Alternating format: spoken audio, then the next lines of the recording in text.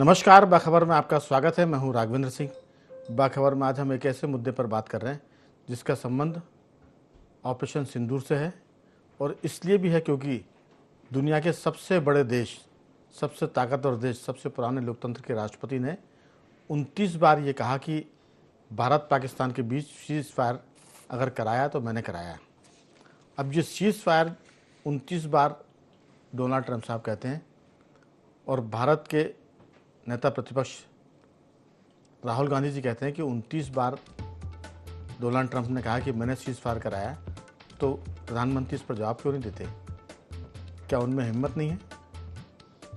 भारत के विदेश मंत्रालय ने, भारत की आर्मी ने और फिर देश के प्रधानमंत्री ने पिछले दिनों की हम बात करें तो कनाडा में G7 के सम्मेलन में कहा था कि डोनाल्ड ट्रंप या किसी और ने सीज़ फायर नहीं कराया, बल्कि भारत और पाकिस्तान के बीच डायरेक्टर जनरल मिलिट्री ऑपरेशन के बाद यह सीज़ फायर हुआ है। इतना कहना पर्याप्त हो जाना चाहिए, लेकिन नेता प्रतिपक्ष कहते हैं कि डोनाल्ड ट्रंप बोले जा रहे हैं और प्रधानमंत्री कुछ कह ही नहीं रहे। आज फिर प्रधानमंत्री नरेंद्र मोदी ने लोकसभा में ऑपरेशन सिंदूर में चर्चा के दौरान ये कहा कि दुनिया के किसी नेता ने भारत पाकिस्तान के बीच जंग नहीं रुकवाई।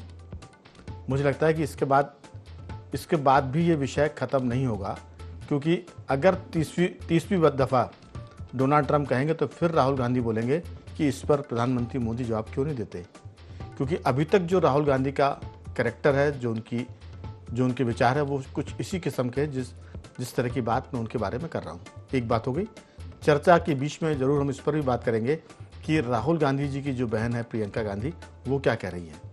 उन्होंने एक लाइन बोली है कि पहलगाम में टूरिस्ट सरकार के भरोसे गए थे और सरकार ने उन्हें भगवान के भरोसे छोड़ दिया। इस लाइन को आप विशेष रूप से ध्यान करें।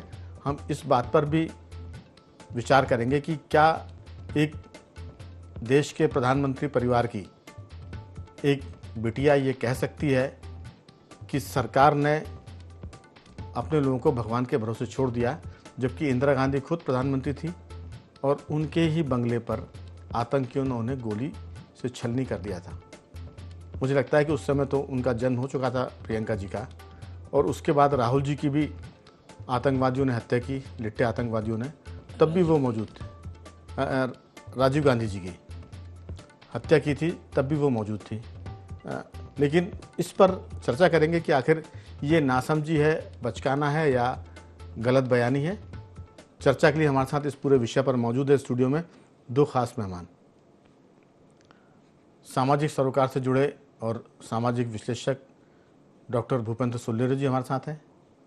सामाजिक कार्यकर्ता कमल राठी जी हमारे साथ स्टूडियो में मौजूद हैं, और इसके साथ फ़ोन लाइन पे हमारे साथ मौजूद हैं जियो पॉलिटिक्स के एक्सपर्ट रमेश सिंह जी, और फ़ोन लाइन पर ही हमारे साथ मौजूद है मध्य प्रदेश के वरिष्ठ पत्रकार गौरव चतुर्वेदी जी।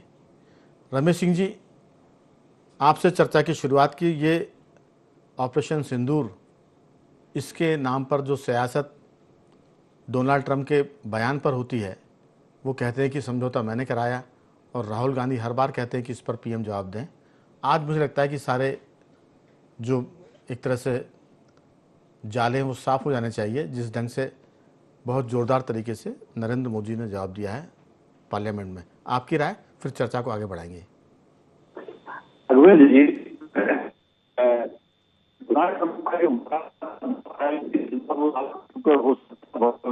शायद अपने पूरे कार्यकाल पर ही राज करें।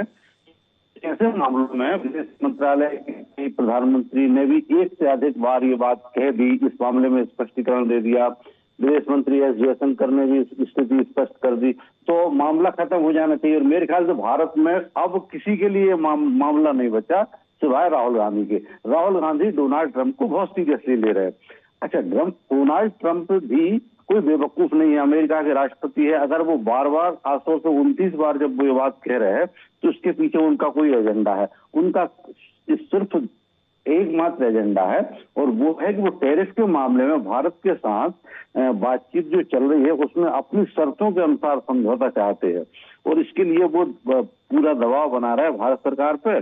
उनकी अपनी सोच है, उनका राजनीति करने का, कूटनीतिक या व्यापारिक मामलों में प्रभाव डालने का उनका अपना ये तरीका है। उनने पिछले 4 साल जब वो राष्ट्रपति रहे थे तब भी बड़े अलग ढंग से वो मतलब कूटनीतिक और सामरिक स्तर पर काम किया करते थे। दूसरी बात ये भी है कि पश्चिम में एक धारणा बनी है कि अफगानिस्तान में सोवियत रूस को रोकने के लिए पाकिस्तान का उन्होंने उपयोग किया था, नाटो ने और अमेरिका ने। तो उस वक्त क्या करते थे ये कि पाकिस्तान की सेना को डॉलर भेजा करते थे और डॉलर के बदले में वो बढ़िया काम करते थे, चूं चपड़ नहीं करते थे। चीन को रोकने के लिए भारत का जब इस्तेमाल कर रहे हैं तो इसमें भारत ने बहुत सारे सामरिक समझौते किए हैं। जितने भी हथियार हम ले रहे हैं उनके सोर्स कोड, उनकी टेक्नोलॉजी ले रहे हैं, आधुनिकतम टेक्नोलॉजी हस्तांतरण करवा रहे हैं। तो इसके साथ साथ उसका जो व्यापारिक उत्पादन है वो भारत में करने की शर्त रख रहे हैं। तो इन सब चीजों से पश्चिम डरा हुआ, खासतौर से अमेरिका, उसे डर है कि कहीं ऐसा ना हो चीन को रोकने के चक्कर में भारत ही मुख्य प्रतिद्वंदी बन के हमारे सामने उभरा है। तो ऐसी स्थिति से बचने के लिए मैंने बहुत पहले सुना था पश्चिमी के कुछ कूटनीतिक हलकों में कि भारत को हमें, अगर इसी तरह भारत हम पे हावी होता रहा तो हमें पाकिस्तान वाली चाबी घुमानी पड़ेगी। तो एक कारण वो भी है कि वो पाकिस्तान को माध्यम बना के भारत को दबाने की कोशिश करता है। तीसरी बात यह है कि मोदी का कद पूरी दुनिया में बहुत बढ़ गया है और भारतीय राजनीति में इतना ज्यादा बढ़ गया है कि भारत की विदेश नीति को अमेरिका या पश्चिम में प्रभावित नहीं कर पा रहा है। पहले उनकी एक फोन पे भारत की जो निर्णय की प्रक्रिया है वो प्रभावित हो जाती थी। आज हालत यह है कि भारत का प्रधानमंत्री या भारत का विदेश मंत्री उनके मुंह पे अमेरिका में और पश्चिमी में जाकर उनके मुंह पे हम जवाब देते हैं और उनकी बातों को नहीं मानते। तो इस वजह से भी वो चाहते हैं कि मोदी के कद को घटाया जाए, मोदी का कद इतना घटाया जाए कि मोदी दबाव में आके और वहां की जो विदेश नीति है उसे हम प्रभावित करने लगे। इसके लिए राहुल गांधी को जो स्पेस देने के लिए राहुल गांधी बार बार अमेरिका जाते हैं और अमेरिकी डीप स्टेट के साथ उनका कनेक्शन है, ये खुली बात है। और उसी कड़ी के तहत डोनाल्ड ट्रंप बार बार ये दावा करते हैं और राहुल गांधी बार बार उसे कैच कर लेते हैं। तो ये मैं ये मानता हूं कि राहुल गांधी भी एक रणनीति के तहत ये काम कर रहे हैं और डोनाल्ड ट्रंप भी रणनीति के तहत काम कर रहे हैं। लेकिन भारत और मोदी इन दावों वो 29 बार की बजाय वो 290 बार ये दावा कर लें। भारत ने स्पष्ट कर दिया है कि देखिए अंतर्राष्ट्रीय राजनीति में जब ऐसे विवाद स्थिति उत्पन्न होती, युद्ध की या कोई कन्फ्लिक्ट होता है तो दुनिया भर के नेता संपर्क में रहते हैं। सऊदी अरब, पश्चिमी एशिया पूरा इसमें जुड़ा हुआ था, यूरोप के नेता भी जुड़े थे, बातचीत होती है। लेकिन इसका मतलब ये नहीं है कि कोई इसको अपने स्तर पे घोषणा कर दे कि हमने ये सीज फायर करवाया है। अमेरिकी राष्ट्रपति से भी बात हुई थी, उपराष्ट्रपति से भी बात हुई थी इस दौरान, ऑपरेशन सिंदूर के दौरान अमेरिकी विदेश मंत्री से भी बात हुई थी। लेकिन इसका मतलब विचारों का आदान प्रदान होता है और सूचनाओं का आदान प्रदान दो देशों के बीच में होता है। लेकिन उसका मतलब ये कतई नहीं है कि भारत ने डोनाल्ड ट्रंप के कहने से सीज फायर किया है और ये बात स्पष्ट हो चुकी है भारत की तरफ से, फाइनल है। अब ट्रंप कुछ कहे, राहुल गांधी कुछ कहे। बिल्कुल, मैं कई बार कह चुका हूं, फिर दोहराता हूं कि शंख और नासमझ लोग दूसरे के फूकने से बचते हैं। ट्रंप ने कुछ कहा और हमारे यहाँ लोग बजने लगते हैं। तो सवाल ये है कि कल के दिन की बात है, कल की बात है, हमने आज लगातार दूसरा दिन है जब हम ऑपरेशन सिंदूर पर बातचीत कर रहे हैं। एक इंटरव्यू में देश के पूर्व गृह मंत्री और कांग्रेस के बड़े नेता चिदम्बरम ने कहा था कि आतंकी जो पहलगाम में थे वो देशी थे या विदेशी, अभी तो यही साफ नहीं हुआ है। और उनका इशारा था कि भारत ने ये जाने बिना पाकिस्तान पर हमला कर दिया कि जो पहलगाम के आतंकी थे वो ऐसा तो नहीं कि देशी थे।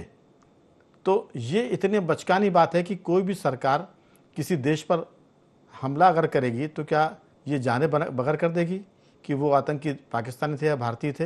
लेकिन चिदम्बरम साहब ये कहते हैं ये बीमारी कांग्रेस के, मुझे कोई संदेह नहीं कि अब हर नेता के को छू चुकी है, उसको पकड़ चुकी है। प्रियंका जी की मैं बात करूंगा।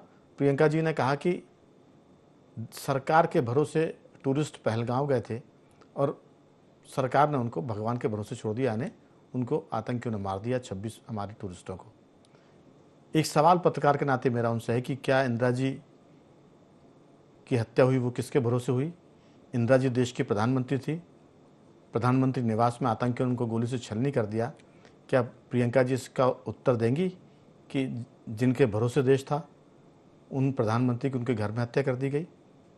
फिर दूसरी बात है कि जब राजीव गांधी जी की हत्या हुई श्री पेरुम्बदूर में, अगर मैं नाम गलत नहीं ले रहा हूँ, वहाँ सिक्योरिटी ने कहा था कि वीआईपी को लाइफ थ्रेट है, उनको मत भेजिए वहाँ पर। लेकिन राजीव गांधी जी के बंगले से कहा गया कि वीआईपी निकल चुके हैं, अब सिक्योरिटी उनकी हिफाजत करे। ये जानने के बाद भी कि उनकी जान को जोखिम है, राजीव गांधी के बंगले से उनको वापस बुलाने के बजाय सिक्योरिटी से कहा गया कि उनकी रक्षा करें या उनकी सुरक्षा करें। नतीजा ये हुआ कि हमने राजीव गांधी जी को खो दिया। प्रियंका जी का ये बयान, हम राहुल जी को सोचते थे कि वो थोड़े से अटपटे हैं, प्रियंका जी तो उनसे भी ज़्यादा अटपटी बात कर रही हैं। सवाल है कि सरकार को आप कटघरे में खड़ा करिए, लेकिन देश की कीमत पर, देश की व्यवस्था की कीमत पर ये बहुत गंभीर मामला है। हमारे साथ फ़ोन लाइन पर गौरव जी भी हैं। गौरव जी, ऑपरेशन सिंदूर को लेकर बहुत सारी बहस हो सकती है, लेकिन ट्रंप के बार बार कहने पर हम बार बार उत्तर दें, ये बात कहीं से भी गले नहीं उतरती। आपकी राय? गौरव जी, मेरी आवाज़ सुन पा रहे हैं? लगता है गौरव जी से संपर्क नहीं, टूट गया, क्योंकि वो भोपाल से इंदौर के बीच यात्रा में है। जैसी कनेक्टिविटी में आएंगे हम उनसे बात करेंगे। राठी जी, इस बारे में आपकी क्या राय है?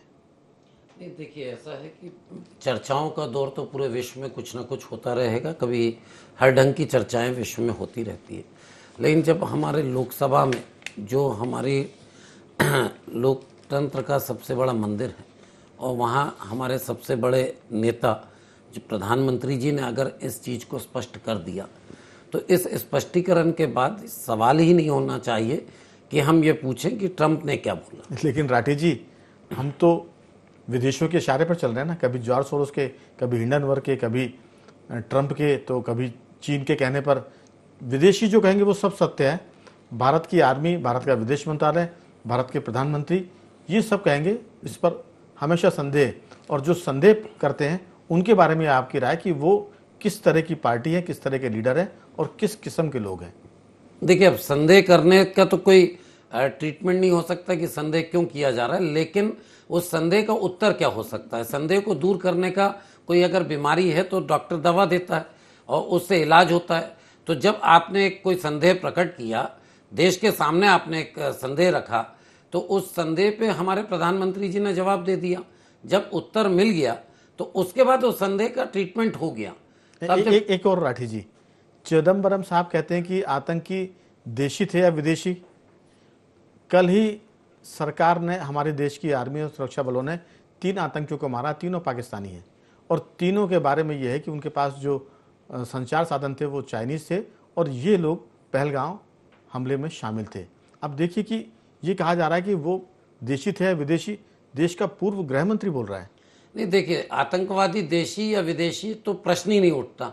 आतंकवाद कहाँ से हो रहा है ये पूरे दुनिया को मालूम है, हमारे देश को ही नहीं, पूरे दुनिया की जानकारी में। और सिर्फ भारत में उनके द्वारा आतंकवाद नहीं किया जाता है, पाकिस्तान द्वारा, अन्य देशों में भी पाकिस्तान की आतंकवादी गतिविधियां चलती हैं जी। तो जब आप देशी और विदेशी, अब जब कोई पैसे के लिए हो सकता है कभी देशी भी हो जाए, तो इससे क्या देशी और विदेशी, क्या फंडिंग वहीं से है, ट्रेनिंग वहीं से है। और हमने कोई पाकिस्तान से युद्ध किया ही नहीं। हमने वो जो आतंकवादी ठिकाने थे, वो हमने उन ठिकानों को खत्म करने के लिए ऑपरेशन सिंदूर आया, उनने उन ठिकानों को खत्म किया। जब वो ठिकाने खत्म हुए तो अपने आप पाकिस्तान को लगा कि अब हम पे हमला ना हो जाए, तो उनके डीजीएमओ ने बात करी और युद्ध को रुकवाया। तो बड़ी सीधी सी बात है, युद्ध तो था ही नहीं। अब युद्ध शब्द शायद मैं भी गलत कह रहा हूँ, सिर्फ हमें आतंकवादी ठिकानों को निस्तनाबूद करना था, क्योंकि देखिए अगर वो नहीं करेंगे तो हमारे देश में फिर आतंकवाद बढ़ेगा। वही बात है कि जो बात रमेश सिंह समझ रहे हैं, जो बात राठी जी आप समझ रहे हैं, जो मैं समझ रहा हूँ, लेकिन वो चिदम्बरम जी नहीं समझ रहे हैं, वो राहुल गांधी जी नहीं समझ रहे हैं, वो प्रियंका जी नहीं समझ रही है, वो पूरी ये सारी बात बहुत जो बच्चे भी समझ सकते हैं, वो देश का पूरा प्रतिपक्ष नहीं समझ पा रहा है। भूपेंद्र जी, दरअसल पाकिस्तान एक बिकाऊ मुल्क की तरह हो गया है। आप देखिए, कल तक वो अमेरिका के पास था, आज वो चीन के साथ है, बीच में वो ईरान के साथ चला गया था, फिर वापस वो अमेरिका के साथ चला गया। वो अपना देश के बहुत सारे हिस्से को गिरवी रख रहे हैं, लीज पर दे रहे हैं, तो वहाँ का देश, वहाँ की सरकार और वहाँ की सेना, ये सब बिकाऊ हो गया। मैं तो कहूँगा कि ये भाड़े का देश हो गया है कि उसको पैसा दीजिए और जो चाहे वो करा लीजिए आप। उसको अगर आप पैसा देंगे तो वो ईरान के पक्ष में खड़ा हो जाएगा, अगर अमेरिका ने पैसा दिया तो वो ईरान के खिलाफ खड़ा हो गया, अगर चाइना ने पैसा दिया तो उसने चाइना को पीओके का एक हिस्सा लीज पर दे दिया। तो बिकाऊ देश, बिकाऊ सेना और वहाँ की बिकाऊ सरकार के बारे में अगर हम बहुत गंभीरता से लें तो देश के चिदम्बरम साहब, राहुल गांधी जी, प्रियंका जी, गोगोई साहब कल बहुत सारे सवाल कर रहे थे जिनकी पत्नी के बारे में बड़े गंभीर आरोप है पाकिस्तान को लेकर। आपकी राय? आज फिर प्रधानमंत्री ने कहा कि दुनिया के किसी नेता ने संघर्ष विराम या युद्ध विराम या सीज फायर नहीं कराया। मैं फिर दोहरा रहा हूँ, इस बात से भी प्रतिपक्ष संतुष्ट नहीं होगा। कल इसी तरह के मुद्दों पर फिर वो सवाल खड़े करेगा और सफाई मांगेगा। आपकी राय? जी बिल्कुल, निश्चित रूप से देखिए, भारत और पाकिस्तान की जो वर्तमान परिस्थिति है, और हम पहले क्या अगर देखें, देश का विभाजन हुआ और देश के विभाजन के बाद दोनों राजनीतियों में जब यहाँ कांग्रेस आई और वहाँ पे मुस्लिम लीग और जो उन्होंने जिन्ना के रूप में जो शासन में आया, और उसके बाद जो शैन शासन का वहाँ पे जो कार्रवाई हुई और एक इस्लामिक देश के रूप में हुआ, तो वहाँ की जो पृष्ठभूमि बदल गई। लोग अपने हित में सोचने लगे और देश हित में सोचते ही नहीं थे। और हमारे साथ, देश के साथ यही विडंबना हुई कि हम भी एक राजनीति के रूप में पाकिस्तान को रखने लगे और हमने अपनी समरसता को भी कई जगह दांव पे लगाया। लेकिन 2014 के बाद लगातार दृढ़ संहिता और सरकार की दिखी, और वहीं पाकिस्तान अपने जो सैन्य शासन और कुछ मूल रूप से जो राजनीतिक लोग हैं, जो आतंकवादी से प्रेरित संगठन है, जो कट्टरपंथी इस्लामीवादी संगठन है, जो वहाँ की सरकार और साथ में सैन्य शासन को इन्फ्लुएंस करते हैं, प्रभावित करते हैं और उनको संरक्षण देती है, उसके लिए पैसा कलेक्ट करते हैं। आज वहाँ के जितने भी बड़े लोग हैं, उनकी परिवार और फैमिलियाँ, सब बच्चे उनके विदेश में रह रहे हैं और सुरक्षित हैं, और उस देश को उन्होंने अपने हाल में छोड़ दिया आज। लेकिन भूपेंद्र जी, हम इस पर फोकस करना चाहते हैं कि सदन में प्रतिपक्ष क्या सवाल खड़े कर रहा है पाकिस्तान के बारे में। तो सबको पता है कि वो ख़त्म होता हुआ देश है, लेकिन राहुल जी कह रहे हैं कि इंदिरा गांधी से आधी भी अगर ताकत दिखाए, दम दिखाए तो हम मान जाएं। ये भी उनका कहना है, जबकि इंदिरा जी को खुद उनके बंगले पर आतंकियों ने मार दिया था। ये सूचना के बाद की उनकी जान पर खतरा है, वो खुद अपनी रक्षा नहीं कर पाई। जब इस तरह की बात होगी तो फिर इंदिरा जी के बारे में जो हम कह रहे हैं ऐसी बातें भी निकल कर आएंगी। हालांकि स्वर्गीय इंदिरा जी के बारे में इस तरह की बात करना मुझे लगता है कि ठीक नहीं है, लेकिन जब राहुल गांधी और प्रियंका गांधी सवाल खड़े करेंगे तो फिर बात दूर तक जाएगी। जी बिल्कुल सही कह रहे हैं। देखिए, आज जो संसद में जिस तरह से ऑपरेशन सिंदूर हुआ था, और ऑपरेशन सिंदूर के बाद लगातार विपक्ष बात कर रहा था कि उस पर जवाब हो, संसद की कार्रवाई हो। आज उसके लिए समय 28 और 29 तारीख को दिया गया था, और उसमें लोकसभा दोनों। आज जिस तरह से सरकार और विपक्ष ने क्वेश्चन किए, तो मुझे तो ये नहीं लगा कि संसद में कार्रवाई के लिए, संसद जब चलती है और जो सरकार से सवाल पूछने चाहिए, वो प्रश्न उन्होंने लगभग तार्किक रूप से नहीं रखे। वही प्रश्न थे जो प्रश्न चिन्ह हमेशा रखे हैं, जिनके उत्तर उनके पास थे। और आज प्रधानमंत्री ने जब अपने समापन उद्बोधन में लगभग 1 घंटे के संबोधन में कहा, उन्होंने पूरी चीजों को रखा कि देश के तंत्र को चलाने में कांग्रेस ने लंबा समय लिया है, लगभग 50 साल चलाया, और वो उसकी व्यवस्था को जानते हैं, उस व्यवस्था के अनुरूप सारी चीजें वो जानते हैं, उसके बाद भी ये प्रश्न करते हैं। और उन्होंने 2 बार ये भी बोला कि किसी भी दबाव में हमने काम नहीं किया, ना हमने युद्ध रोका है, और हमारा सिंदूर ऑपरेशन अभी भी लगातार जारी है, ये भी उन्होंने कहा, और उसको बाकायदा कोट भी किया। तो इससे ज्यादा अब संसद के प्रति सरकार जवाबदेही होती है, और वहां पे जो कहा गया कमेंट्समेंट्स, वो पूरी सरकार का होता है। और उन्होंने ये भी कहा कि हमारे रक्षा सैनिकों ने, रक्षा विभाग ने प्रेस कॉन्फ्रेंस की, हमारे विदेश मंत्री ने, हमारे रक्षा मंत्री ने, उसके बाद भी ये विपक्ष नहीं मान रहा, और मुझे हास्यास्पद लग रहा है। बिल्कुल, बहुत सारी बातें, लेकिन जो आरोप चूंकि कांग्रेस ने लगाया सरकार पर, तो सरकार ने भी पलटवार किया है। हम उस पलटवार पर नहीं जाना चाहते, लेकिन 1971 में भारत एक तरफा जीत गया था पाकिस्तान से, बांग्लादेश के रूप में एक देश बना दिया गया था। 93,000 से ज़्यादा पाकिस्तानी सेना ने आत्मसमर्पण किया था। तब शिमला समझौते के वक्त इंदिरा जी ने सब कुछ वापस लौटा दिया। जब हमारे सैकड़ों जवानों ने शहादत दी, बड़ी तादाद में हमारे हथियार भी नष्ट हुए, लेकिन बदले में हम उनसे पाकिस्तान से पीओके मांगने भूल गए। तो अगर ये बात कही जाएगी कि इंदिरा जी से आधी ताकत दिखा दो, तो इंदिरा जी ने तो शिमला समझौते पर टेबल पर बैठ के पूरी जीत की जो उपलब्धियां थी वापस लौटा दी। तो मुझे लगता है कि जो राहुल गांधी और प्रियंका जी बातें कर रहे हैं वो अपने परिवार की, उनके परिवार के जो प्रधानमंत्री थी उनकी पुण्याई को ख़त्म कर रहे हैं, क्योंकि जब आप किसी पर एक पत्थर उछालेंगे तो फिर 4 पत्थर आप पर भी उछाले जाएंगे, और वो पत्थर रहेंगे इंदिरा जी को, राजीव जी को और नेहरू जी को। हमारे साथ रमेश सिंह जी, गौरव जी से संपर्क हो गया। गौरव जी मेरी आवाज़ सुन पा रहे हैं? गौरव जी से संपर्क नहीं हो पा रहा है। रमेश जी आपकी राय? राघवेंद्र जी, जब इंदिरा जी ने 72 में बांग्लादेश को आजाद कराया था तो उस वक्त की परिस्थितियां भिन्न थी। राहुल गांधी ये कहते हैं कि इंदिरा जी से आधी ताकत दिखा दें। उस वक्त पाकिस्तान के पास परमाणु बम नहीं था। अगर परमाणु बम होता तो परमाणु बम का इस्तेमाल हो। जब हमारे दुश्मन के पास परमाणु बम हो तो हमें एस्केलेशन लैडर को इस तरह से मैनेज करना होता है कि एक निश्चित सीमा पे जाके और हमें डीएस्केलेट करने में दिक्कत ना आए।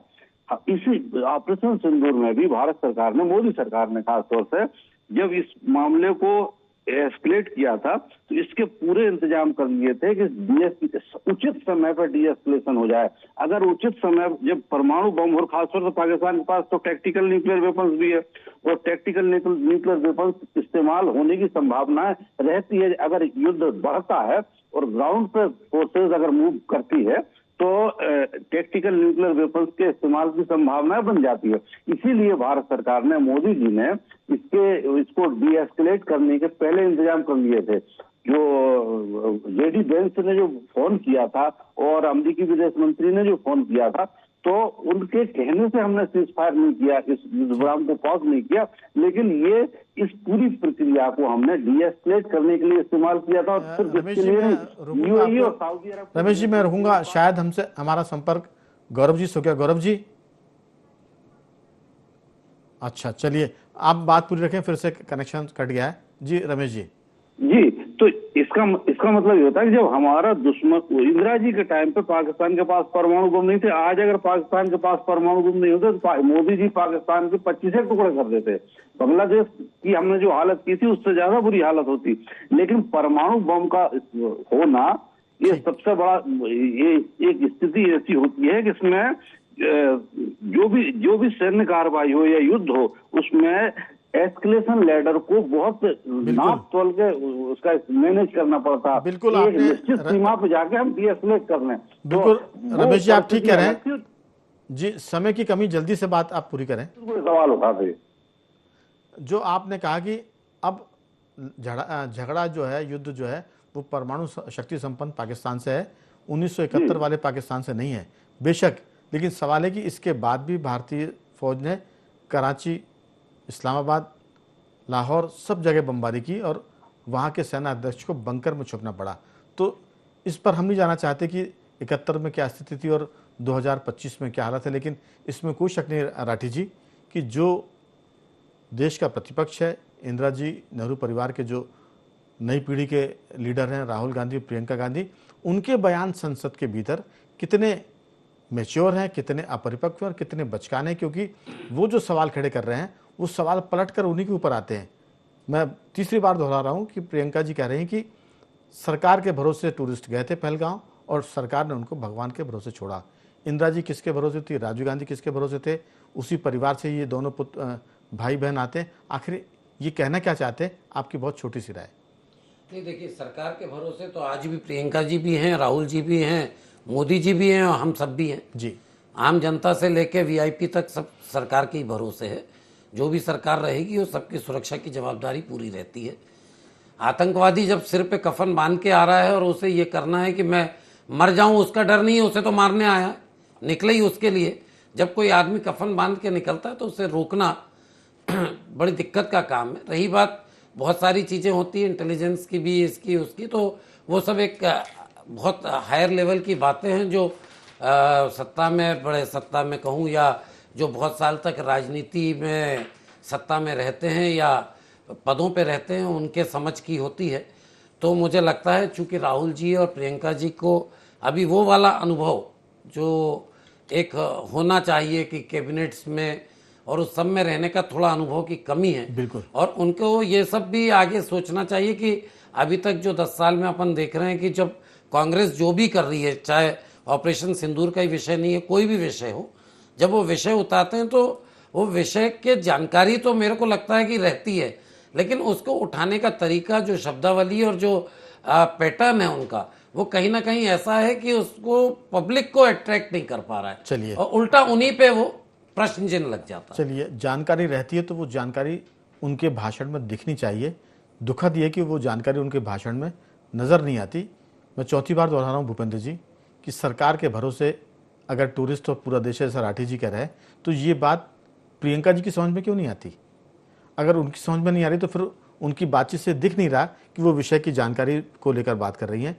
अगर दुश्मन के सवालों को राहुल जी कहते कि आप ये बताइए कि भले ही आपने इस्लामाबाद कराची तक हमले किए हों, उनके एयरपोर्टों के रनवे उड़ा दिए हों, एवॉक्स एयरक्राफ्ट जो हवाई जहाज है उसको आपने डैमेज किया हो, उस पर सवाल खड़े नहीं कर रहे हैं। वो कह रहे हैं कितने राफेल गिरे। सरकार कहती कि ये पूछिए हमने कितना पाकिस्तान को मारा। अगर आप देशभक्त हैं तो ये पूछिए कि भारत ने कितनी पिटाई की। दुर्भाग्य से राहुल गांधी और प्रतिपक्ष ये नहीं पूछ रहा कि हमने पाकिस्तान की कितनी पिटाई की। ये जब आप सवाल नहीं करते तो फिर आपकी देशभक्ति संदेह और कटघरे में खड़ी होती है, उस पर प्रश्नवाचक चिन्ह लगते हैं। बहुत छोटी सी टिप्पणी आपकी। निश्चित रूप से सरकार की जिम्मेदारी होती है, सरकार जो भी हो, चाहे वर्तमान में चाहे उसके बाद कोई भी है, जिम्मेदारी तय करती है और सरकार जवाबदेही बनती है। लेकिन बात यहाँ पे यह है कि किस तरह संक्षेप में, हाँ, किस तरह से बचकाने, आप एलओपी हैं, आप देश के भी, आपकी भी जिम्मेदारी है किस तरह से प्रश्न किए जा रहे हैं। आप तंत्र में रहे, सिस्टम में रहे। आज प्रधानमंत्री ने बहुत अच्छी बात कही कि कुछ छोटी पार्टियां हैं जो सरकार के तंत्र को नहीं जानती, उनके प्रश्न तो माने जा सकते हैं इस तरह से, लेकिन आप लगातार 50 वर्ष तक सरकार में रहे और आप इस तरह से प्रश्न करते हैं। मैं इस बात का समापन, बहुत चूंकि समय सीमा से हम बहुत आगे चले गए, सिर्फ 2 वाक्य में करता हूं कि कानून का जानकार अगर कोई अपराध करे तो उसको माफी नहीं मिलती। सरकार चलाने वाले परिवार के लोग अगर गैर जिम्मेदार सवाल करें तो उनको माफी नहीं मिलनी चाहिए, क्योंकि वो सरकार में उनके पुरखे भी रहे, वो खुद भी सरकार में रहे, और वो जब गैर जिम्मेदारी के सवाल करते हैं तो फिर देश उन पर शक करेगा। मुझे लगता है कि ये ज़्यादा खतरनाक है। कांग्रेस को इससे उभरना चाहिए। बखबर में कोई चर्चा को हम यहीं रोक रहे हैं और हमारी चर्चा का विषय लगातार 2 दिन से ऑपरेशन सिंदूर रहा है। उम्मीद करते हैं कि जो हमने बातचीत की है वो हमारे दर्शकों को कितनी समझ में आएगी, इसका फीडबैक हमको मिलेगा। हम कुल मिलाकर चर्चा को यहीं रोकते हैं। तीनों मेहमानों का साधुवाद करते हैं। राठी जी आपका धन्यवाद, भूपेंद्र जी आपका धन्यवाद, और रमेश सिंह जी आपका बहुत बहुत धन्यवाद कि आपने चर्चा में हिस्सा लिया। तो बखबर में इतना ही। बने रहिए हमारे साथ और देखते रहिए IND24।